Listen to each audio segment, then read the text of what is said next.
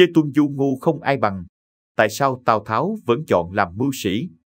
Với một người khôn ngoan lại trọng người tài như Tào Tháo, việc ông ta chọn một người ngu không ai bằng để làm việc cho mình có vẻ như có uẩn khúc gì đó phía sau. Trong số các văn thần của Tào Tháo, Tuân Úc có tài phò tá, một mình gánh vác được một mảng công việc. Quách gia mưu lược xuất chúng, hơn nữa còn là người trẻ tuổi nhất trong thế lực của Tào Tháo, bởi vậy Tào Tháo vô cùng quý mến. Vậy mà nhắc đến Tuân Du, tuy mọi người đều rất quen thuộc, nhưng lại chẳng mấy hiểu về người này. Tuy ông là cháu họ của Tuân Úc, nhưng còn lớn hơn Tuân Úc 6 tuổi.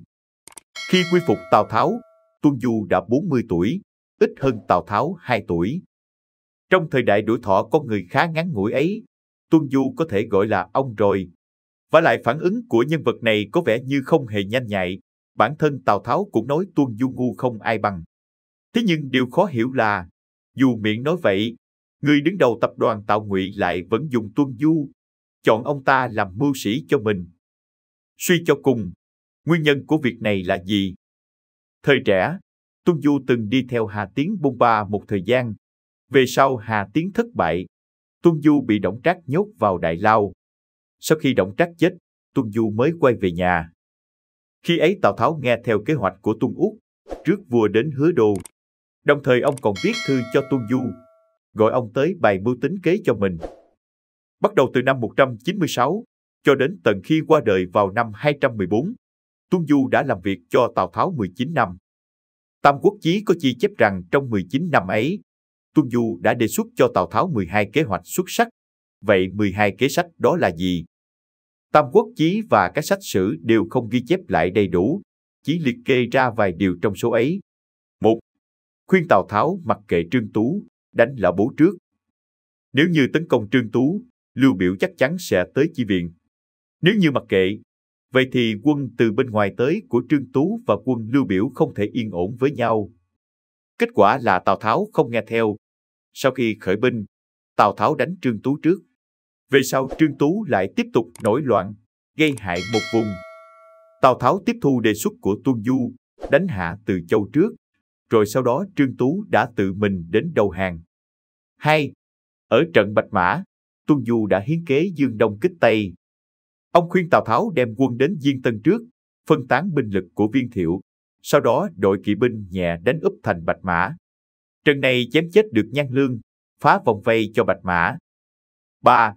Sau khi chém chết Nhan Lương, Tào Tháo lại gặp phải sự tấn công của Văn Xú. Tuân Du khuyên Tào Tháo để lại đồ quân nhu và ngựa, tặng cho quân của Văn Xú. Kết quả quân của Văn Xú bị rối loạn đội hình do tranh giành chiến lợi phẩm. Tào Tháo thừa thế tấn công, Văn Xú tự trận. 4. Hứa Du đến đầu hàng, hơn nữa còn khuyên Tào Tháo đánh úp Ô Sào. Tào Tháo hơi do dự, chỉ có Tuân Du và Giả Hữu ngay lập tức khuyên Tào Tháo rằng kế hoạch này không ổn. 5. Sau khi Viên Thiệu chết, thế lực Hà Bắc về cơ bản tan rã. Người dưới quyền Tào Tháo đều khuyên ông tạm thời để mặc Hà Bắc tấn công Lưu Biểu ở phía nam trước, vậy là có thể bình thiên hạ. Còn Tuân Du và Tuân Úc lại cho rằng nên nhân cơ hội tiêu diệt toàn bộ quân Viên Thiệu. Nếu như đợi họ lấy lại sức, tới lúc ấy muốn diệt trừ tận gốc sẽ chẳng còn dễ dàng nữa. Kết quả là Tào Tháo nghe theo, đem quân bình định phía Bắc. Trong số những kế sách Tuân Du đã hiến cho Tào Tháo được ghi chép lại đại khái chỉ có 5 điều trên. Rốt cuộc Tuân Du có thực sự ngu không ai bằng hay không? Vậy tại sao những kế Tuân Du hiến lại không được ghi chép lại?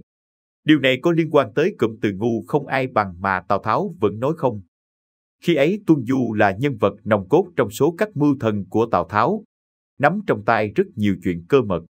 Nhưng Tuân Du chưa từng nói lại những kế hoạch này với người ngoài, cho dù có là người thân cận nhất cũng không biết đến.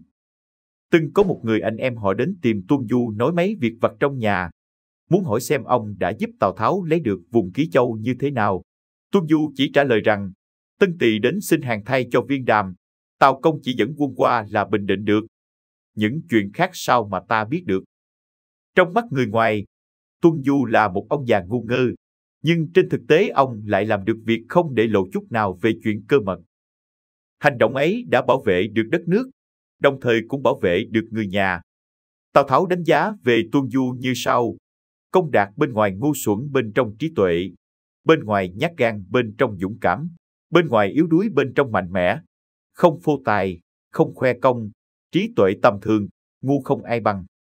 Có lẽ so về trí khôn, Tuân Du không phải là người mạnh nhất, nhưng nếu như so về giả bộ hồ đồ, có lẽ không ai ra vẻ thắng được Tuân Công Đạt.